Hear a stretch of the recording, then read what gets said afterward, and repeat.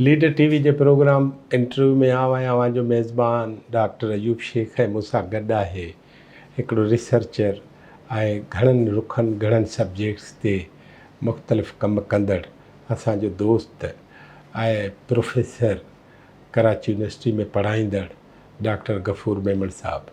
Doctor Ghafoor Memon साहब जा हेसि ताईं कि 9 किताब अची विया आहिनि ऐं कि 50 खां मथे हुन जा रिसर्च पेपर आहिनि जेके हायर एजुकेशन कमीशन जे जर्नल में छपियल आहिनि ऐं साॻे वक़्तु उहो कहाणी जे बारे में, तनक़ीद जे बारे में, शाह लतीफ़ जे बारे में, अॼु जे ज़माने में साइंस जे बारे में, फ़लसफ़े जे बारे में पंहिंजी हिकिड़ी राय रखनि था। असां चाहियूं था त उन सां तफ़सीली ॻाल्हाइजे, पर अचो त ही जनाब गफ़ूर मेमण पुराणे ज़िले ठट्टे जे दड़े में जॾहिं ॼाओ त उन वक़्त खां पाण शुरू करे, इन करे सभु खां अवल पाण हुनजो प्रोफाइल जेको आहे उहो खणूं था। मां सभु खां अवल चाहींदुमि त हुनजी किताबनि जो तव्हां सां तारुफ़ करायां। हीउ 1995 में हुनजो किताबु जेको आहे उहो शाया थियो, जेको कहाणियुनि जो मजमू आहे। उन खां पोइ हुनजो जेको ॿियो किताबु शाया थियो उहो हुन इंसान फितरत ऐं समाज जे हवाले सां मुख़्तलिफ़ आर्टिकल्स लिखिया ऐं मज़मून लिखिया। ॿियो किताबु हीअ आहे। उन खां पोइ साईं जो जेको किताबु आहे पोस्ट मॉडर्निज़म, हीअ अदीबनि में मॉडर्निज़म ऐं पोस्ट मॉडर्निज़म ऐं हाणे त वरी पोस्ट मॉडर्निज़म असांखे ख़बर न आहे जदीदत पुॼाणा जेका आहे इहो कमु छा आहे। अदीबनि खे, तनक़ीद निगारनि खे, तनक़ीद जे माहिरनि खे ऐं जेके इल्म ऐं अदब खे घणो ॼाणनि था उन्हनि खे वधीक ख़बर आहे। ही हिकिड़ो किताबु उन ते बि लिखियलु आहे। साईं जेको आहे उहो सिंध में जेको सिंध जो समाज आहे उन में जेके नफ़्सियाती तौर ते असर आहिनि असांजे इस्तिलाहनि ते ऐं ख़ुदि इस्तिलाह उन्हनि में जेका नफ़्सियात मौजूदु आहे ही उन्हनि ते किताबु लिखियलु आहे। साईं जो पंहिंजो ख़्यालु आहे त सिंध अकेले सिर कुझु कोन्हे, पाकिस्तान अकेले सिर कुझु कोन्हे। सिंध पाकिस्तान सां गॾियल आहे, पाकिस्तान वरी सॼी दुनिया सां गॾियल आहे। इन करे हुनजो ख़्यालु आहे त हिकिड़ी आलमगीरियत बि थींदी आहे, इंटरनेशनलिज़म ऐं इंसान बि आहे। उन्हनि जा वरी जेके रिश्ता आहिनि उन में असां पाण किथे बीठा आहियूं, पाण छा आहियूं, हीअ किताबु उन जे बारे में आहे। हीअ हिकिड़ो ज़मानो हो जॾहिं ख़्यालु थियो त काश आसमान हेठि लही अचे, ज़मीन मथे हली वञे। हिकिड़ो ख़्यालु हो त ओचितो सभु गुल ॿूटा पोखिजी वञनि ऐं इंसान ज़ात खे का बि गर्मी न लॻे, का बि लहस न अचे। हिकिड़ो ख़्यालु हो त हुक्मरान सुधरी वञनि ऐं अवाम उन्हनि सां गॾु ताउन करे ऐं हिकिड़ी क़ौमी रियासत हुजनि। ईअं हिकिड़ा ख़्याल आहे। पोइ जॾहिं बि इहे ख़्याल पेश थींदा त हिकिड़ो इस्तिलाह हो यूटोपिया। सो ख़्याली जेको फ़िक्र आहे उहो यूनान खां वठी असां ॿुधंदा, ॾिसंदा, पढ़ंदा था अचूं। हीअ यूटोपिया खां वठी डिस्टोपिया ताईं ही साईं जो हिकिड़ो किताबु आहे। साईं जो हिकिड़ो नओं किताबु आहे शाह लतीफ़ जा फ़िक्री रुख, उहो ताज़ो शाया थियो आहे। हीअ आहे सिंधी अदब जो फ़िक्री मंज़र, पस मंज़र। हीअ जेको पस मंज़र आहे, फ़िक्री पस मंज़र, हिन में साईं जी हीअ थीसिस आहे ऐं हीअ थीसिस जेका आहे उहो डॉक्टर फ़हमीदा हुसैन जी सुपरविजन में साईं PhD कई। उन खां पोइ साईं असिस्टेंट एसोसिएट ऐं प्रोफेसर थियो ऐं कई ज़माना सिंधी शोबे जो सरबराह बि रहियो। ऐं उन खां पोइ साईं खे वरी ओचितो दिमाग़ में ख़्यालु ईंदो आहे त फलाणे हंध ते मां हुजां त वधीक बहितरु हूंदुसि। इन करे सिंधी ॿोली अख़्तियारी में बि वियो, 2 साल उते बि रहियो ऐं अप्लाए बि कई। सो हिकिड़ा मुख़्तलिफ़ साईं जा रुख आहिनि। अचो त भला साईं सां ॻाल्हि ई शुरू कयूं। मूं हिकिड़ो नंढो बिल्कुलु थोरो हिकिड़ो तारुफ़ करायो आहे। पाण चाहियूं था त साईं सां ॻाल्हायूं। साईं अस्सलामु अलैकुम। वालेकुम सलाम साईं, वॾी महिरबानी तव्हांजी तमामु वॾी, तव्हांजो थोराइतो आहियां, तव्हां यादि कयो। वॾी महिरबानी। ऐं असां चाहियूं था त सभ खां अवल तव्हां पंहिंजे ज़ात जे बारे में, वालदेन जे बारे में, जेका तव्हांखे सांभर आहे, पंहिंजे शहर दड़े जे बारे में कीअं तव्हां ॾिठो, पोइ तव्हांजी तालीम किथां खां किथे, किथां खां कीअं थींदी किथे पहुती, इहो असांखे ॿुधायो। शहर दड़ो जेको नंढड़ो ॻोठ हो ठटे ज़िले जो। हाणे ठटो ज़िलो जेको हाणे उहो दड़ो जेको आहे सिजावल ज़िले में थो अचे, पर मुंहिंजो हीउ दौरु आहे 1962 जो। जॾहिं 1962 में मुंहिंजो जनमु थियो आहे दड़े शहर में, तॾहिं दड़ो नंढड़ो शहर, नंढड़ो ॻोठ हो, जंहिंजी आबादी उन वक़्त में मुश्किल सां को 5-6 हज़ार रुपया 5-6 हज़ार हूंदी माण्हुनि जी। उन ॻोठ में न बिजली हुई, न गैस हो, न को पाणी जो वाटर सप्लाई हो, खूहनि मां हैंड पंपनि मां पाणी भरण वारो, इज्तिमायत हुई, सभु गॾिजी ईद जो चंडु ॾिसंदा हुआ, सभु गॾिजी ख़ुशियूं मल्हाईंदा हुआ। न फ्रिज हुई, न जेको आहे टीवी हो, का रिक्रिएशन कोन हुई सवाइ हिन जे जो ॿार घटियुनि में रांदि कंदा हुआसीं ऐं रेडियो वॼाईंदा हुआसीं, को स्टेशनूं करे का हैदराबाद लॻी त गानो ॿुधोसीं, बसि एसि ताईं लाइफ ॾाढी महदूद। ऐं माहौल असां वटि उन वक़्तु नंढे हूंदे अदबी हो, पढ़ियलु लिखियलु माहौल हो। दड़ो असांजो नंढड़ो ॻोठ हो, पर ॾाढो पढ़ियलु ऐं अदबी माहौल हुन में। जो नंढे हूंदे मूंखे यादि आहे त असां गुल फुल, गुलनि जहिड़ा ॿारड़ा रिसालो जेको आहे, इहे ॿई रिसाला ऐं हिलाल पाकिस्तान अख़बार, उहा ॾाढे शौक़ सां हुन में पढ़ंदा इहो त 71 खां पोइ जी ॻाल्हि आहे। हा, हाणे इहो असांजो नंढपण। हा, नंढपण। हाणे उन वक़्त में दड़े में अञा का बि सहूलियत कोन हुई, खुलो नंढो शहर पहाड़ी वारो। मुंहिंजी ज़िंदगी जा 18 साल जेके आहिनि उहे उन ॻोठ में गुज़रिया जिते मूं बिजली ॾिठी कान हुई। 18 सालनि ताईं प्राइमरी स्कूल जी एजुकेशन हुतां हासिलु कई। ऐं मुंहिंजी तबियत ॾाढी इंट्रोवर्टेड हुई, ड्रिम हुई, छो त नंढे हूंदे खां नंढपण में अञा प्राइमरी स्कूल में हूंदसि त मुंहिंजी वालदा गुज़ारे हुई। त उन वक़्तु उन खां पोइ डिप्रेशन ऐं हिकिड़ी एलिनेशन तबियत में जेका पैदा थियणु लॻी, डिप्रीवेशन जे करे बि काफ़ी प्रॉब्लम थींदा आहिनि माण्हू जा साइकोलॉजिकल, उहे मुंहिंजा थियणु लॻा। त इंट्रोवर्टेड हूंदी पढ़ाई में उन वक़्तु आउं मीडियोकर हुउसि। तंहिंखां पोइ प्राइमरी खां पोइ जॾहिं अंग्रेज़ी स्कूल में दाख़िला वरिती त हाणे ग़रीब ख़ानदान हो असांजो, ग़रीब घर हो, जेका कुझु मिल्कियत ॾाॾा जी हुई उहे संभाले न सघिया, बाबा अकेलो हो ऐं पोइ गुरबत जा ॾींहं हुआ।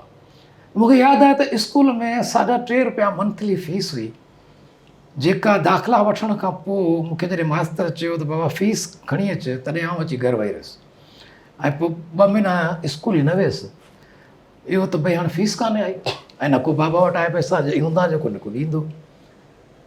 पोइ मूंखे हिकिड़ो दफ़ो रस्ते में टीचर असांजो गॾियो, तंहिं चयो स्कूल छो नथो अचे? मूं चयो साईं उहो असल में फीस कोन्हे आई वटि।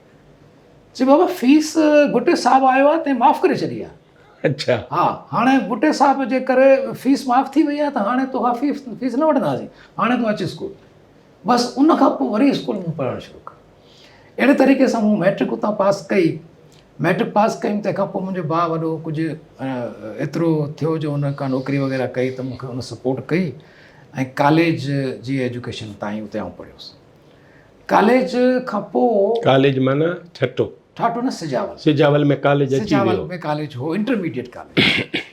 कॉलेज खां पोइ मूंखे उन वक़्त में कुझु माण्हुनि चयो त भई स्टील मिल में भर्ती थिए पई, हलो त उते जेको आहे सो पंहिंजो अप्लाई करियो। त मूं उन वक़्त में बाबा मूंखे चयो त स्टील मिल में तूं अप्लाई कर, त मूं उते अप्लाई कयो। MTC जी ट्रेनिंग में मुंहिंजो उते थी वई अपॉइंटमेंट, मज़दूर थी करे उते अपॉइंटमेंट थी। ऐं उते पोइ असांखे मुख़्तलिफ़ जॻहियुनि ते रहंदे उते क्वार्टर बि मिली वियो। त स्टील मिल में रहंदे पोइ इहो हाणे उहो दौरु असांजो उहो हो जंहिं वक़्त में पॉलिटिकल पार्टियूं पंहिंजे उरूज ते हुयूं। हाणे आउं कराची में अची वियुसि, ॻोठ खे ख़ैराबाद चई आयुसि। हाणे थोरो मूं में आस्ते आस्ते कॉन्फिडेंस डेवलप थियणु लॻो, थोरो शहर में आयुसि। ॿियो त मुंहिंजो उन वक़्त में वास्तो जेको पियो उहो उन वक़्त जा जेके दोस्त पॉलिटिकल हुआ, जंहिंमें ख़ासि तौर सां कम्युनिस्ट पार्टी जा जेके दोस्त हुआ, निरंजन कुमार वारा, जावेद भुट्टे वारा, मुर्तज़ा सोलंकी त रहंदो मूंसां गॾु, त कुझु ॿिया पंजाबी दोस्त हुआ। उन्हनि सभिनीनि सां जो मुंहिंजी वेझिड़ाइप थी त पोइ शुरूआति जेका मूं कई उहा लिटरेचर पढ़ण खां कई।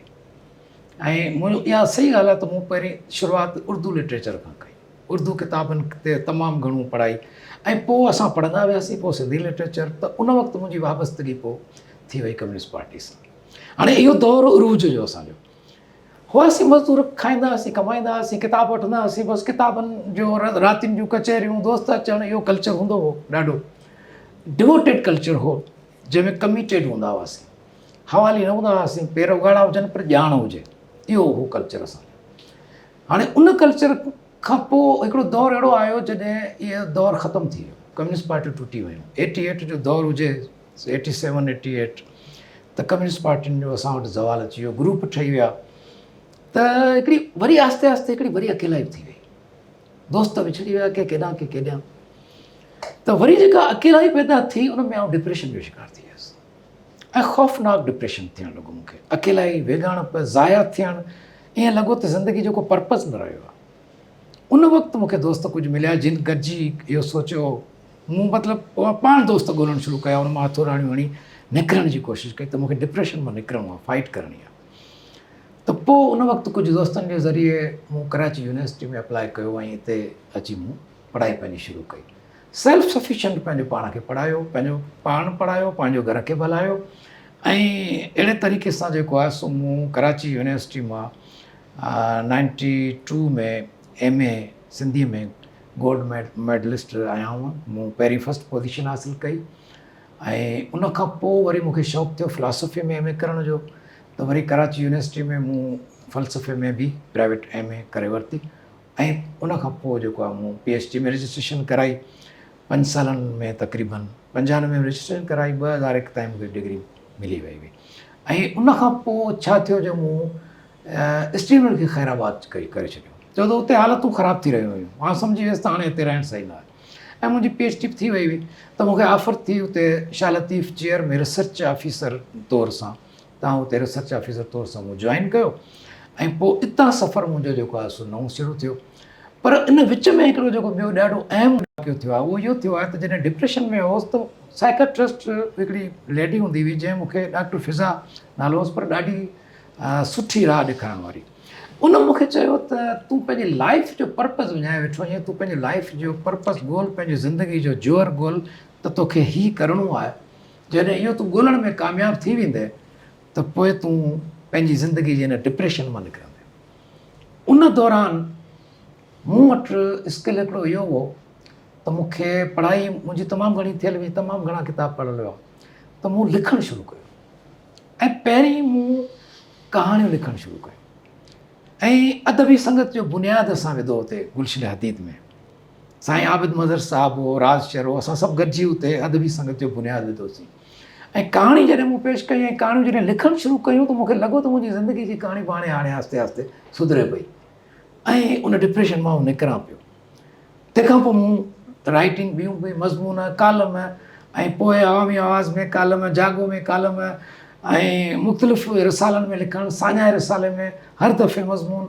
ऐं मुंहिंजो छो त मुंहिंजो शौक़ु जेको हो मुंहिंजो उन में साइकोलॉजी ऐं फ़िलासफ़ी ॾांहुं तवजु घणो हो। त पोइ अहिड़े तरीक़े सां इहो सफ़र कंदे कंदे आउं कराची यूनिवर्सिटी पहुतुसि। 2-3 ॻाल्हियूं हिन में अवां वालिद साहब जे बारे में ॿुधायो। मुंहिंजो वालिद साहिबु, मुंहिंजो ॾाॾो जेको हो, नालो छा? पीर मोहम्मद मेमन फैमिली हुई दड़े जो, उहो उन बिज़नेस होटलिंग हो ऐं बाग़ सोधींदो हो, ज़मींदारी हुई। उन वक़्तु ख़ुशहाल घराणो हो जॾहिं मूं अखि खोली हुई, पर ॾाॾा उन वक़्त में मुंहिंजे को 2-3 सालनि जे दौरान डेथ थी वई। पोइ मुंहिंजो वालिद साहिबु जेको हो उहो संभाले न सघियो मिल्कियत वग़ैरह, त पोइ आहिस्ते आहिस्ते सभु कुझु विकिणी ख़तमु थी वियो ऐं गुरबत थी वई। जॾहिं असां प्राइमरी में ई होसि अञा त गुरबत जी शुरूआति थी वई। वालिद साहब जी तालीम छा हुई? वालिद साहब जी तालीम एतिरी कोन हुई, 8 क्लास पास। उन खां पोइ वालिद साहब पाण परेशान थी वियो त हाणे घर जो गाॾो कीअं हले, कॾहिं हथोराड़ी हणे, कॾहिं किथे करे। पोइ उन खां पोइ हुन वञी कंडक्टरी कई। सफ़ा हेठि अची सफ़ा हेठि। ऐं पोइ उन खां पोइ हुन हिते कराची में जॾहिं ओमनी बस सर्विस हूंदी हुई तॾहिं हिते अची भर्ती थियो हो। भुटे साहिब जो दौरो ओमनी बस सर्विस में अची करे हिते कंडक्टरी हुन कई कराची में, ऐं कोरंगी डिपो में हूंदो, कॾहिं कॾहिं असांखे घुमाइण वठी ईंदो हो हिते कराची। त एतिरी न गुरबत मां असां जेको आहे सो पली, माना हालत असांजी उन वक़्त में इहा हूंदी हुई जो किताबनि लाइ पैसो त वॾी अयाशी थी वई जो किताबनि लाइ पैसो हुजे, किताबनि कापियुनि जे लाइ पैसो कोन, पर कपिड़नि जे लाइ पैसो कोन। ईअं लॻंदो हो त कमीज़ हिकिड़ी पई आहे, सुथण ॿी पई आहे, चपल बाटा वारी पई आहे, कॾहिं छिॼी पई आहे, कॾहिं न आहे, कॾहिं कीअं आहे, पर पंहिंजे मन मौजी में मस्तु हूंदा हुआसीं। बसि पढ़ाई हुई त कईसीं। भाउर भेणूं? भाउ मुंहिंजो हिकिड़ो वॾो भाउ, हिकिड़ो नंढो भाउ। अच्छा। हिकिड़ी भेण। त जेको वॾो भाउ उहो छो त रेवेन्यू डिपार्टमेंट में क्लार्क भर्ती थियो हो, त उहो हेड क्लार्क ताईं हो, ऐं नंढो भाउ वरी टीचर थी वियो। उहे सभु असां अलॻि अलॻि थी वियासीं। उहो ॻोठु रहियो, ऐं कराची निकिरी आयुसि। भाउ वरी पोइ कराची में ई हिते टीचिंग कंदो हो, त उहो हिते रहियो अलॻि। त अहिड़े तरीक़े सां ख़ानदान बि असांजो विकिरजी वियो, ऐं हालतूं बि जेको आहे अहिड़ियूं रहियूं जिन में सप्रेस काफ़ी रहियासीं। पर हिन सप्रेशन, हिन डिप्रेशन खे मूं कन्वर्ट कयो, ऐं मूं पावर में कन्वर्ट उनखे पावर में बि कन्वर्ट कयो, ऐं उनखे कमज़ोरी खे मूं ताक़त बनायो। या गुरबत, या डिप्रेशन, या महिरूमियूं, इहे इन हालतुनि में हिकिड़ो इहो त इनखे पावर बनायो। ॿियो इहो त इन दौरान जॾहिं असां कम्युनिस्ट पार्टी में कमु कंदा हुआसीं, तॾहिं हिकिड़ी शइ असांजे मथे में वेही रही त कुझु बि हालतूं हुजनि, स्ट्रगल करणी आहे, जदोजहद करणी आहे, सचाईअ ते बीहणो आहे, सच जो दामन न छॾणो, ईमानदारी सां कमु करिणो आहे। ऐं उन जे लाइ तारीख़ में जेके मिसाल असांखे मिलंदा हुआ या जेके बहस थींदा हुआ, त उहो असांजे ज़हन में वेही रहियो त कुझु बि थी पवे पर सच तां न आहे हटणो। बसि इहे शयूं कुझु इसूल असांखे मिली विया हुआ। डॉक्टर, हिकिड़ी ॿी ॻाल्हि हीअ त दड़े सां तव्हांजो तालुक़ु आहे, इहो ठेठ लाड़ जो इलाइक़ो आहे, जी जी, सामूंडी इलाइक़ो आहे। तव्हांजा इलाही वरियनि खां तव्हांखे ॾिठो ॿुधो आहे मुख़्तलिफ़ हंधनि ते, तव्हांजो जेको लहजो आहे उहो कॾहिं बि को माण्हू अव्हांखे ॾिसंदो ईअं न चवंदो त हीउ ठटे या बदीन जो या लाड़ जे पासे जो आहे। इन जो सबबु छा आहे? हिकिड़ो त इहो त लाड़ जा टे हिसा असां तक़सीम कंदासीं न। हिकिड़ो लाड़ जो जेको असां रहूं था, इहो विच लाड़ जेके मांझर जो इलाइक़ो चइजे थो। ठीकु आहे। हुन पासे जाती वारो ककरालो आहे, होॾां वरी बदीन टंडोवावन खां अलॻि। हाणे मांझर जे इलाइक़े में मूं चयो त उन वक़्त में आई वॉज़ इंट्रोवर्टेड, कम्युनिकेशन घटि, ऐं तंहिंखां पोइ शौरी अखि मूं जॾहिं खोली त उहा कराची में जी खोली। उते जेके दोस्त मिलिया, पोइ उहो हितां जो रवैयो टेक्स्ट पोइ हितां जो अची वियो। हा, पोइ उहो इन करे बदिलजी वियो त ठेठ लाड़ जो लहजो कोन्हे, पर लाड़ जे लहजे जंहिंखे ॼाण पूरी आहे। यानी असां जेकॾहिं चऊं त उते कहिड़ा लफ़्ज़ इस्तेमालु था थियनि, कीअं इस्तेमालु था थियनि, कहिड़ियूं ज़ातियूं कीअं थियूं ॻाल्हाइनि, त उहो सॼी आहे। पर उहो ख़ुदि लहजो मुंहिंजो न आहे, मुंहिंजो मयारी लहजो थी वियो। ठीकु थियो। हाणे जॾहिं तव्हां कम्युनिस्ट आहियो, माना कम्युनिस्ट पार्टी में, त हिते कम्युनिस्ट पार्टी जी कहिड़ी लीडरशिप तव्हांखे मुतासिर कयो हितां जी लोकल? हाणे ॻाल्हि इहा आहे त असां वटि उन वक़्त में जेके असांजा लीडर हुआ, जाम साकी, इमाम अली नाज़िश, डॉक्टर एज़ाज़ नज़ीर, इहे घनश्याम प्रकाश, इहे उन वक़्त जा त लीडर हुआ पंहिंजी जॻह ते। पर उहे छा आहे त जमाल नक़वी साहब बि हूंदो, ऐं सोहेल सांगी साहब बि हूंदो, बदर अबड़ो बि हो। त इहे सभु कंहिं वक़्त में जेल में बि हुआ त कश्मीर रोड ते मिलण वेंदा हुआसीं। पर नज़ीर अब्बासी सां मुंहिंजी मुलाक़ात कोन थी, पर ॿुधंदा हुआसीं। हाणे उन वक़्तु इहा लीडरशिप असांजे लाइ हिकिड़ी सैर अंगेज़ ऐं पुरस्रार ऐं मैथोलॉजिकल हुई, छो त अंडरग्राउंड हुई न सॼी लीडरशिप। त मुलाक़ात डायरेक्ट कोन थी सघंदी हुई, वधि में वधि इहो हो त जॾहिं उते जेल में हो त मिलण जो मौक़ो मिलंदो। उन खां पोइ कॾहिं कचहरीअ जे लाइ हिकिड़ो दफ़ो सिर्फ़ु डॉक्टर एज़ाज़ नज़ीर सां असांजी कचहरी कई। पर जेके वेझा दोस्त असांजा हुआ, उन्हनि में जिन असांखे जिन सम्झो त जिन परवरिश कई, जिन असांखे शौर ॾांहुं वधायो, उन में मुर्तज़ा सोलंकी, डॉक्टर जावेद भुट्टो साहब, निरंजन साहब, सागर समेजो साहब, इहे सभु गॾु हूंदा हुआसीं असां। त इन्हनि ॾाढो उन वक़्त में मुतासिर कयो। पोइ मतिलबु हाणे उहा जेका मेन लीडरशिप हुई, उहा असांजे लाइ त वरी मैथोलॉजिकल ई रही, सैर अंगेज़ ॾंद कथाई किरदारु रहिया, छो त उन्हनि सां मुलाक़ात जो मौक़ो कोन मिलियो। बाक़ी असां इहो सम्झंदा हुआसीं त असां शख़्सियतुनि सां कमिटेड कोन हुआसीं, असां नज़रिए सां कमिटेड हुआसीं। तंहिंजे करे उन वक़्त में नज़रिए खे असां वधीक बहितरु सम्झंदा हुआसीं। चवंदा हुआसीं त शख़्सियतूं ईंदियूं वेंदियूं आहिनि, शख़्सियतूं घटि वधाइब थींदियूं आहिनि, ऐं के कारकुन जेके नज़रियाती पुख़्ता आहिनि ऐं वधीक स्टडी करे दुनिया जो मुशाहिदो कनि था, थी सघे थो त उहे उन्हनि खां अॻियां निकिरी वञनि। त तंहिंजे करे असांजी कमिटमेंट नज़रिए सां हुई। हिन में हिकिड़ो सानवी सुवालु ॿियो आहे। जी जी। अॼु त तव्हां एनालिसिस था कयो त अॼु तव्हां सम्झो था त जेके बि अंडरग्राउंड ई सही तव्हांखे ॿुधाया विया त हिते ही at the helm of affairs ही सभु कुझु कनि था, पर असांजा अंडरग्राउंड लीडर आहिनि, डॉक्टर इमाम अली नाज़िश साहब खां वठी प्रोफेसर जमाल नक़वी, हा, तव्हांजे ख़्याल में उहे कम्युनिस्ट लीडर जे मयार ते लथा पए? अॼु तजुर्बो छा था कयो? आउं सम्झंदुसि त कम्युनिस्ट पार्टी सॼी उन वक़्त में कम्युनिस्ट मयार ते कोन पई लथी। अच्छा। असांजे कम्युनिस्टनि वटि हिकिड़ो वॾो रोमांस हो। जेके तव्हां यूटोपिया सर ॻाल्हि कई न, यूटोपियाई ख़्याल पंहिंजी जॻह ते उहे जेके थियणा न हुजनि, पर यूटोपियाई तस्वुर आइडियाज़ तव्हां वटि मौजूदु हुजनि त भई असां अहिड़ो इनकलाब आणणु था चाहियूं। उहो यूटोपियाई सही, पर तव्हां ड्रीम त ॾिसो पिया। हाणे असांजी कम्युनिस्ट पार्टी जो सॼो जेको स्ट्रक्चर हो, उहो उन्हनि में हिकिड़ो वॾो प्रॉब्लम इहो हो त असां माण्हुनि सां मिली करे उन्हनि जी सोच ऐं उन्हनि जी सितह ते लही करे असां उन्हनि जो शौर खे डेवलप कोन पिया कयूं। असां मथे बीह करे कम्युनिस्ट नज़रिए खे प्रोपगंडा जेका असांजे मथां थोपियल हुई त कम्युनिस्ट दरिया आहिनि, काफ़र आहिनि, असां उन ई खे फॉलो पिया कयूं ऐं माण्हुनि खां परे थींदा वियासीं। माण्हू आम मासिस में गॾु न हूंदासीं त उहे माण्हू असां सां कीअं गॾु थींदा। मां सम्झंदुसि त उन हवाले सां वरी बि कुझु अवामी तहरीक कुझु कमु कयो त माण्हुनि सां गॾु हारियुनि सां गॾु बीठी, पर कम्युनिस्ट पार्टी में इहा शइ घटि हुई। तंहिंजे करे मजमूई कम्युनिस्ट पार्टी जी जेकी बि कम्युनिस्ट पार्टियूं हुयूं, जीअं अरबाब खावड़ वारी हुई, पर इन्हनि सभिनीनि जो जेको रोल हो उहो नज़रियाती स्टडी वारो, पढ़ाई वारो पंहिंजी जॻह ते हो, पर मासिस जे प्रॉब्लम सां गॾु जुड़ी बीहण वारो कोन हो। मूंखे हिकिड़ी ॿी ॻाल्हि ॿुधायो, तव्हां पढ़िया आहियो, अदब पढ़ियो, कम्युनिस्टनि जे छां में जेको अदब हलियो, प्रोपगंडा तोड़ ई सही, पर नावल रूस हेॾो वॾो कमु कयो। कहिड़ा इंटरनेशनल लीडर तव्हांखे मुतासिर कंदा उन ज़माने में? इंटरनेशनल, हा, इंटरनेशनल लीडर में हक़ीक़त इहा आहे त एंटोनियो ग्रामची ॾाढो ज़बरदस्त क़िस्म जो लीडर न, उहो त पोइ थियो न। हा, उन वक़्तु पुराणा जेकॾहिं लीडर चइजनि त कार्ल मार्क्स खां असां शुरू कंदासीं त कार्ल मार्क्स पंहिंजी जॻह ते वाकई हिकिड़ी अहिड़ी थ्योरी ॾिनी जंहिं मुआशी थ्योरीअ सां जो नैमुल बदल न आहे। मुंहिंजी उनजी फ़िलासफ़ी सां आहे कन्फ्लिक्ट, त आउं उनजी फ़िलासफ़ी ते तनक़ीद करे सघां थो, पर उनजी मुआशियाती थ्योरी जेका आहे उहा नैमुल बदल उनजो ॿी न अची सघी आहे।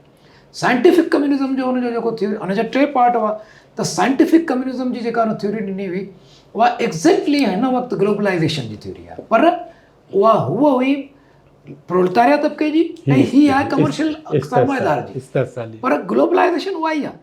हाणे इतफ़ाक़ सां उहा हली वई हुन पासे ऐं जॾहिं त हिन पासे अचणी हुई। बाक़ी फ़िलासफ़ी सां मुंहिंजो आहे तनक़ीद आहे। ॿिया लीडर, बाक़ी उनखां पोइ लेनिन तमामु वॾो लीडर रहियो, तमामु ज़बरदस्त क़िस्म जो रहियो, ट्रॉट्स्की बि तमामु वॾो लीडर हो, प्लेखानोफ बि वॾो लीडर हो, ऐं आउं त सम्झंदुसि त उन वक़्त में स्टालिन बि वॾो लीडर हो। सोवियत यूनियन खे बचाइण में उन वॾो किरदारु अदा कयो आहे, न त सेकेंड वर्ल्ड वार बल्कि दुनिया खे बचाइण में, न त सेकेंड वर्ल्ड वार में त उनखे खाई वञनि हा। सोवियत यूनियन खे जर्मनी जॾहिं हमलो करे ॾिनो त हुननि वटि त लेनिनग्राड ताईं पहुची विया, त कहिड़ी उन्हनि वटि हाणे हुई, पर हुन सोवियत यूनियन खे बचायो। तंहिंजे करे आउं सम्झां थो त एसि ताईं लीडरशिप तमामु सुठी पई आई, ऐं उन्हनि हा इहा ख़बर न आहे त पोइ मुंहिंजे ख़्याल में त जेको मुआशी मसइलो चयो थो वञे त मुआशियत जे करे क्राइसिस अची विया, या वरी अञा की ॿियूं पॉलिसियूं हुयूं, जो गोरबाचोफ अची प्रोस्तराइका ग्लासनत मुदारिफ़ कराए सोवियत यूनियन खे टोड़े छॾियो। पर हक़ीक़त में जेको दुनिया खे प्रोटेक्ट जेको कयो पिए सोवियत यूनियन, ऐं जेको आम आवाम खे प्रोटेक्ट कयो पिए, भले सरमाएदारी मुल्क में असां वेठा हुजूं, पर उते प्रोटेक्ट कयो पिए, हीअ असर न थी आहे असां सां। हाणे आउं सम्झां थो सोवियत यूनियन जे टुटण जी सज़ा सदियुनि ताईं दुनिया भोगींदी ऐं तमामु ख़ौफ़नाक अञा अंधी सुरंग में दुनिया वेंदी, पर जेकॾहिं सोवियत यूनियन मौजूदु हुजे हा त इहा हालत न हुजे हा हिन वक़्तु। कहिड़ा आलमी अदीब जिन तव्हांखे नंढी उमिरि खां वठी जीअं कराची में आया आहियो मुतासिर कयो? हक़ीक़त इहा आहे त मूं जॾहिं तव्हांखे ॿुधाया त मूं उर्दू अदब खां पढ़णु शुरू कयो त मूं सभ खां पहिरीं कृष्ण चंद्र खे पढ़ियो। अच्छा। कृष्ण चंद्र जो नावल गद्दार, अन्नदाता, 52 पत्ते, मेरी यादों के चुनार, इहे अहिड़ा नावल हुआ जिन हिकिड़ो दफ़ो न वरी वरी पढ़ण ते दिलि चवंदी। उनखां पोइ सादिक हुसैन मंटो खे पढ़ियो, इस्मत चुगताई खे, कुरतुल ऐं हैदर खे ऐं बानू कुदसिया खे पढ़ियो, ऐं इहे काफ़ी जेको आहे उर्दू अदब पढ़ंदे पढ़ंदे पोइ वरी अमर जलील ते आयासीं।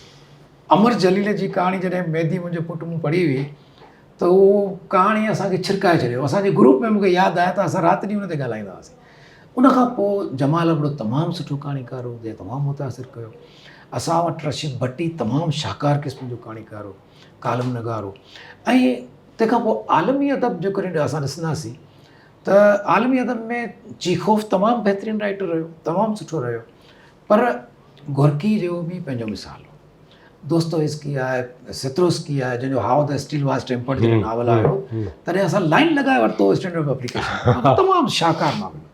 या 10 days that shook the world जॾहिं आयो हुयो किताबु जॉन रेड जो, तमामु बहितरीनु किताबु हो। दुनिया को झंझोड़ने वाले 10 दिन। पोइ तर्जुमो थियो आहे। हाँ। ऐं तमामु ज़बरदस्त क़िस्म जा इहे किताब हुन वक़्तु उन्हनि असांखे तमामु घणो मुतासिर। हाउ स्टील वाज टेम्पर्ड जो तर्जुमो बाहर के 17 लम्हे। ऐं हा सिंधी में थियो आहे, सिंधी में थियो। सिंधी में थियो आहे। हाँ। हा, हुन ते फिल्म बि आई हुई। अच्छा। हा, फिल्म बि ठही, हॉलीवुड वारनि ठाही हुई। त अहिड़े क़िस्म जूं शयूं हुयूं जिन। ऐं पोइ वरी लेटेस्ट जॾहिं असां उन खां पोइ इहो हिकिड़ो फेज़ हो, उन खां पोइ जेको ॿियो फेज़ कम्युनिस्ट पार्टी जे टुटण खां पोइ आयो, त उन में पोइ वरी असांजी स्टडी अञा रुख बदिलियो। उन खां पोइ मूं एग्जिस्टेंशियलिज़म पढ़ियो, अच्छा। सार्थर खे पढ़ियो, हाइडेगर खे पढ़ियो, वजूदियत पढ़ी। वजूदियत खे। उन खां पोइ हाइडेगर खे पढ़ियो ऐं किरकेगार्ड खे पढ़ियो, नीत्शे खे पढ़ियो। त इन जे दौरान मूंखे अंदाज़ो थियो त यार, ऐं वरी लिटरेचर जो बि शागिर्दु थी वियसि, त मूंखे अंदाज़ो थियो त यार असां वटि सूफ़ीज़म में त इहे शयूं मौजूदु आहिनि। त पोइ वरी वेही सांदे जेको आहे सो शाह लतीफ़ खे, सचल खे, शाह करीम खे, ख्वाजा ज़मान खे जॾहिं पढ़ियो, त पोइ एग्ज़ैक्टली लॻो त यार हिननि वटि जेको वजूदियत आहे उहो त ॾाढी पॉज़िटिव ऐं ह्यूमनिस्टिक आहे। जेका ॻाल्हि हे कनि था न त इंसान जो ज़ोर न आहे, त इहे बि चवनि था त इंसान जो ज़ोर न आहे, ठाहिणो पवंदो आहे।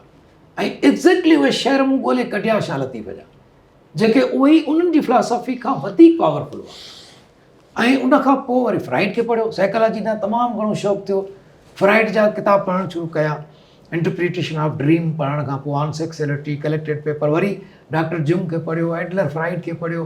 पर मूंखे जंहिं वधि में मुतासिर कयो, जंहिं मुंहिंजी ज़िंदगी खे सम्झो त वॾो टर्न ॾेई छॾियो, उहो एरिक फ्राम। अच्छा। Erich Fromm socio psychologist American, जंहिं सोशियो साइकोलॉजी जे ॾाढे अहम पहलुनि ते लिखियो आहे। मसलन आर्ट ऑफ लविंग। हाणे आर्ट ऑफ लविंग किताबु अहिड़ो हो जो लव जो तस्वुर ई बदिलाए छॾियईं त लव छा थींदो आहे, नई ज़िंदगी जे रुख खे आणे छॾियईं। आर्ट ऑफ लिविंग अथसि, या फेयर ऑफ फ्रीडम, जेको मुंहिंजे ख़्याल में पाण वटि उर्दू में या सिंधी में बि शाया थियो आहे। फेयर ऑफ फ्रीडम, जंहिंमें हू सोसाइटीअ जे अंदरि कहिड़ी सूरत हाल आहे ऐं असां जेको आहे सो फ्रीडम खां कीअं था ॾिजूं, ख़ौफ़ कहिड़ो आहे असांजो। ऐं उन खां पोइ हिकिड़ो ॾाढो बेस्ट किताबु हुनजो आयो, उहो हो द सेंट सोसाइटी, सेहतमंद समाज। जंहिं माना इहे किताब अहिड़ा हुआ जिन किताबनि मुंहिंजी ज़िंदगी जी सोच जी पैराडिम तब्दील करे छॾियो। तंहिंखां पोइ वरी लेटेस्ट जेके ॿिया राइटर मोटिवेशनल आया, जंहिंमें स्टीवन कवी आहे या युवल नोह हरारी आहे, त इन्हनि स्टीवन कवी जो किताबु घटि कोन्हे। जेकॾहिं 7 habits of highly effective people तव्हां पढ़ो, या 8th habit from effective to greatness पढ़ो, त तमामु शाहकार किताबु आहे, नॉलेज आहे, ऐं तव्हांखे मोटिवेशन बि मिलंदी, स्पिरिट मिलंदो, सोचण जो डायमेंशन वधंदा। अहिड़े तरीक़े सां हरारी बि उन खां पोइ तमामु अहम लिखियल आहे, जीअं 21st century for 21st lessons for 21st century, तमामु बहितरीनु किताबु अथसि। हाणे नेक्सिस आयो अथसि, उहो त इहे किताब अहिड़ा हुआ जिन वरी लेटेस्ट असांखे अपडेट कयो। पर पोइ उन खां पोइ मूंखे अञा वधीक पंहिंजे लेटेस्ट अपडेट करण में मूंखे हक़ीक़त इहा आहे त आइंस्टाइन कयो। छो त मूं जॾहिं साइंस पढ़ी त मूं पहिरीं क्लासिकल थ्योरी जो आउं हामी हूंदो हुउसि न्यूटन वारे ला जो, त भई क्लासिकल थ्योरी जेका उहा हीअ आहे। पर जॾहिं आइंस्टाइन पढ़ियो त दिमाग़ मां ठका निकिरी विया त यार हीअ त क्वांटम मैकेनिक्स आहे। आइंस्टाइन पाण जेको आहे सो पहिरीं त फॉलोअर हो क्लासिकल मैकेनिज़म जो हुन चयो त God does not play dice. पर इत्तेफ़ाक़ सां तव्हां सोचियो त साबित हुन छा कयो, साबित वरी कई क्वांटम मैकेनिक्स, जंहिंमें हुन इहो साबित करे ॾेखारियो त God play dice. Nobel prize हुन ते मिलियो, थ्योरी ऑफ रिलेटिविटी ते। हा, E=mc²। त हक़ीक़त इहा आहे त उन असांजी काइनात जो सोचण जो रुख मुंहिंजो तब्दील करे छॾियो। ऐं पोइ काइनात जे बारे में जेके ही काकमेल काइनात जो आहे, उन में काफ़ी शयुनि ते नवां पैराडिम शिफ्ट थिया। डॉक्टर हिकिड़ी ॻाल्हि त ॿुधायो, तव्हांजे ख़्याल में युवल हरारी वो प्रोपेगेंडिस्ट आहे या रियलिस्टिक उनजी अप्रोच आहे? ॿई आहिनि। अच्छा, ठीकु आहे। ॿियो ही सवाल आहे त तव्हां पढ़ियो फ़लसफ़ो क्रिटिसिज़म ऐं तव्हांजी थीसिस सिंधी में आहे ऐं PhD सिंधी में आहे, फिलासफ़ी में छो न कयो PhD? हाणे तव्हांखे इहा थोरो हिस्ट्री ॿुधायां जी उहा इहा आहे त जंहिं वक़्तु डिप्रेशन में दोस्तनि सां गॾु हुउसि तंहिं वक़्तु में मूंखे फ़लसफ़े जो ॾाढो शौक़ु हो ऐं उन बुनियाद ते मूं अव्हां खां पुछां थो। बिल्कुलु छो ईअं त आहे। हा, दाख़िला जॾहिं थी रही हुई त साईं आबिद मज़र साहिब खे फार्म मूं ॾिनो, मुंहिंजो साईं हिन में मूं सिर्फ़ु फिलासफ़ी लिखियो आहे, ऑप्शन 5 आहिनि पर मूं सिर्फ़ु फिलासफ़ी लिखियो आहे, मुंहिंजो जमा कराए छॾिजो, तव्हां रोज़ यूनिवर्सिटी वञो तव्हां गुलशन नदीम में रहंदो। चई ठीकु आहे। हुन जॾहिं जमा करायो तॾहिं हुन में ॿियो ऑप्शन सिंधी जो बि लिखी छॾियईं, आबलिक विझी छॾे। विझी छॾियईं सिंधी। मूंखे चई यार सिंधी मूं विझी छॾियो, तुंहिंजी मर्ज़ी आहे पर मूं लिखी छॾियो आहे। मूं चयो मूंखे त फ़लसफ़े में पढ़णो आहे। इत्तेफ़ाक़ सां उन साल मुंहिंजी फ़लसफ़े में हुते दाख़िला न थी सघे, अच्छा, उन्हनि जी का पॉलिसी बदिलजी वई ऐं सिंधी में थी वई। त मुंहिंजो साईं हाणे मूंखे पढ़ण जो शौक़ु इन में कोन्हे आहे। मूंखे चई यार दाख़िला वठि घटि में घटि डिप्रेशन में त यूनिवर्सिटी में घुमजांइ। मूं चयो हा, इन ॻाल्हि ते मूंखे हुन क़ाइल कयो, मूं दाख़िला वरिती ऐं जॾहिं पढ़णु शुरू कयो तॾहिं मूंखे लॻो त यार हीअ लिटरेचर त असांजो ऑलरेडी पढ़ियल आहे ऐं हिन में त असांखे हिकिड़ी सिमत पई मिले त क्लासिकल पोइट्स खे कीअं पढ़िजे, डायरेक्शन कहिड़ी आहे, ॾेई बि शाह सघिजे थो। लतीफ़ खे कीअं पढ़िजे। हा, पोइ मूंखे ॾाढो पंहिंजो पाण अंदरि में इंट्रस्ट पैदा थियो ऐं पोइ जॾहिं MA करे वरिती त पोइ फ़लसफ़ो ऐं लिटरेचर खे गॾे करे PhD कई। यानी हीअ आहे फिलासॉफिकल बैकग्राउंड ऑफ सिंधी लिटरेचर, ॿिन्हिनि सब्जेक्ट्स खे गॾे करे पोइ वरी PhD कई। त इहे जेको आहे सो फ़लसफ़े ऐं लिटरेचर खे गॾे, पर आउं सम्झां थो हिकिड़ी तरह सां सुठो बि थियो त मूंखे लिटरेचर जा घणा पासा जेके आहिनि उहे मूं ताईं जेका आया ऐं मूं सम्झिया। न त क्लासिकल असांजो शाहूकार जेको विज़डम हो उन खां आउं पासीरो रहा, पर आउं सम्झां थो त शायदि एॾो वॾो शाहूकार क़िस्म जो विज़डम असांजो शाह लतीफ़ खां वठी सॼो माना असां शुरू करियूं था ऐं ॿियो फोक जेको लिटरेचर आहे असांजो, इन में वॾो विज़डम आहे। ऐं इहो हक़ीक़त आहे त नानियूं ॾाॾियूं जेके नंढे हूंदे असांखे कहाणियूं ॿुधाईंदियूं हुयूं त उन में उन वक़्तु ई असांखे हिकिड़ी वॾी हिमत मिलंदी हुई त माना हर जॻह ते हर बुराई सां ख़ौफ़नाक ताक़त कहिड़ी बि हुजे विड़ी सघिजे थो। नंबर ॿी ॻाल्हि इहा मिलंदी हुई त आख़िरकार फ़तह सच जी थींदी ऐं टी ॻाल्हि इहा मिलंदी हुई त दुनिया सॼी जो सैर पिया कंदा हुआसीं पंहिंजे तस्वुरनि में। त वाक़ई लिटरेचर जेको इहो फोक लिटरेचर आहे इहो असांजो वॾो विज़डम थो रखे। अॼु आख़िरी सुवाल थो पुछां, अॼु असांजूं नानियूं ॾाॾियूं मावरूं उन फोक धारा में आहिनि या उहो पूरो थी वियो कमु? असांजी जेका एक्स जनरेशन उहा ख़तमु थी वई, हाणे उहा 60 खां मथे अची वई। हाणे जेके आहिनि असांजूं नानियूं ॾाॾियूं जेके हाणे थी रहियूं आहिनि उन्हनि खे मोबाइल खां फ़ुर्सत कान्हे। उहे हिन 6 इंच जी काइनात में वञनि थियूं त वरी उन्हनि खे ख़बर न आहे त इहे ॿारनि खे टाइम कीअं ॾिजे। ॿारनि खे टाइम ॾियण जे बजाए उहो छॾे थियूं ॾियनि त ॿार पंहिंजे मुंहुं हुजनि त बहितरु आहे। नतीजे तौर सां हिकिड़ो त इहो प्रॉब्लम आहे। ॿियो प्रॉब्लम इहो आहे त उहो कल्चर जेको आहे उन मां असां निकिरी आया आहियूं, असां उन क़दरुनि मां ई ॿाहिरि निकिरी आया आहियूं, आर्टिफिशियल माहौल में अची विया आहियूं ऐं जेको नेचुरल लाइफ जो जेको एस्पेक्ट हो उहो असां खां विछड़ी विया। हाणे हिन में माण्हुनि वटि टाइम किल करण जे लाइ बसि एक्टिविटीज़ आहिनि, बाक़ी एक्चुअल जेको आहे सो हिन में वैल्यूज़ न रहियूं आहिनि। तंहिंजे करे उहो हाणे ॿार न को ॿार ॿुधंदा, हाणे ॿारनि खे बि हाणे शौक़ु कोन्हे, उहे कार्टून बि ॾिसंदा आहिनि। तंहिंजे करे हाणे उहो कल्चर ई सॼो तब्दील थी वियो आहे। असां चवंदा आहियूं ऑर्गनाइज़ थी विया आहियूं, चवंदो असां कारपोरेशन जे कल्चर में हलिया वियासीं। कल्चर उहो आहे जेतोणीकि असां वटि उहो शौर न आहे, पर कल्चर उहो ई आहे ऐं असां कैप्चर थी विया आहियूं मार्केट जे रस्ते में, घेरे में आहियूं। हा, हाणे शौर असांखे नेचर नथी ॾे, हाणे शौर असांखे मार्केट थी ॾे ऐं उहो शौर हुनजी मर्ज़ी जो आहे त असांखे कहिड़ो शौर थी ॾे। डायरेक्शन उन्हनि खे ॾियणी आहे। उहो न्यूरोलॉजिकल तौर सां उन्हनि खे असांखे ॿारनि खे प्रिपेयर था कनि त हू आइडियलिस्ट मार्केट जा साइबोर्ग कीअं बणिजनि, परचेज़र कीअं बणिजनि, मार्केट में खपत उन्हनि जी कीअं थिए, ॿार हुजनि ज़ालूं हुजनि, असांजा आइडियली उहा बणिजी विया आहिनि। सुठो मुड़ुसु उहो आहे जेको ज़ाल खे शॉपिंग कराए, सुठो पीउ उहो आहे जेको राति जो पिज़्ज़ा घुराए ॿार खे खाराए, तफ़रियूं कराए। ऐं जेकॾहिं इहे कंसेप्ट असांखे मार्केट ॾिए पई हाणे त असां वटि नेचुरल जेको फिनोमिना हो उहो असां वटि ख़तमु थी वियो। तंहिंजे करे असांजी लाइफ जेको आहे उहो हिकिड़ी अजीब डिसेंट्रलाइज़ेशन में हली वई आहे ऐं उन में असां वटि कंहिं बि क़िस्म जा के बि आदर्श कोन रहिया, के मज़बूत तस्वुर जेका सेंट्रलाइज़ हुजनि उहे न रहिया, ख़ानदान टुटी विया, रिलेशन्स टुटी विया, अख़लाक टुटी विया। त इन ई हवाले सां वॾो नुक़सानु थियो आहे। हिकिड़ी ॿी ॻाल्हि मूंखां रहिजी वई, मूंखे माफ़ु अञा कजो। ॿ टे ॻाल्हियूं हुन में न न सम्झो था हो त हो था कयूं। हा हा पंहिंजी ख़ानदान जेको निज तव्हांजो ख़ानदान तव्हां खां शुरू थियो, अव्हांजी घरवारी, अव्हांजा ॿार बच्चा, उन्हनि जो हवालो ॾियो। हक़ीक़त इहा आहे त असां चवंदा आहियूं न त असांजो जेको विरसो आहे लिटरेचर जो, उन जो पोयां जानशीन केरु थो थिए, संभाले के किताब केरु थो संभाले।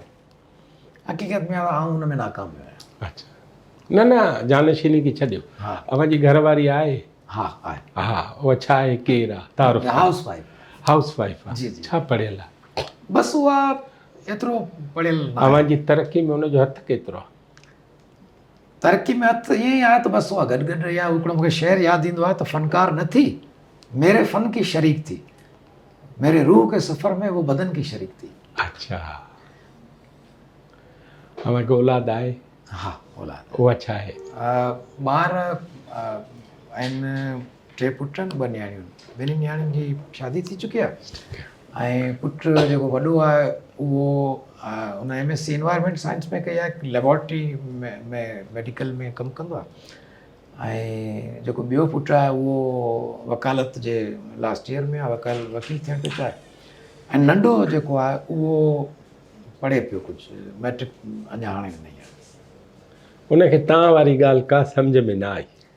हक़ीक़त इहा आहे त उन्हनि खे इहे ॻाल्हियूं सम्झ में नथियूं अचनि। डॉक्टर साहब, वॾी महिरबानी। असां तमामु हिन अव्हांजे ज़ाती प्रोफाइल ते हिकिड़ी नंढी कचहरी कई ऐं तव्हांजा जेके सब्जेक्ट आहिनि उन्हनि ते अलॻि अलॻि पाण कचहरी कंदासीं। सो वॾी महिरबानी असांखे टाइम ॾियण जी। नाज़रीन, ही हुआ जनाब डॉक्टर गफ़ूर मेमण साहब। ऐं डॉक्टर साहब हिकिड़ी सिंपल ॻाल्हि कई आहे, उहा हीअ आहे त जे टारगेट ठाहिजे ऐं माण्हू खे यकीन हुजे त सच जी फतेह थियणी आहे ऐं माण्हू मुसलसिल कमु करे, मुसलसिल पढ़े, त उहो ज़रूरु कामयाबु थिए थो। ऐं हुन पंहिंजी ज़िंदगी में जेके लाचार आया आहिनि, हुनजे वालदेन खां वठी हिन ताईं, ऐं हिन जे ख़ुदि पढ़ण ऐं हिन जे ख़ुदि सियासी सफ़र, उहे सॼियूं ॻाल्हियूं डॉक्टर साहब हिकिड़ी पंहिंजी ज़ात खे हिकिड़े हिन अधु कलाक में सॼी ॻाल्हि पोइ छॾी आहे। सो पाण हिते मोकिलाणी था कयूं, वरी कंहिं ॿी निशस्त में डॉक्टर साहब सां गॾु हूंदासीं। वॾी महिरबानी।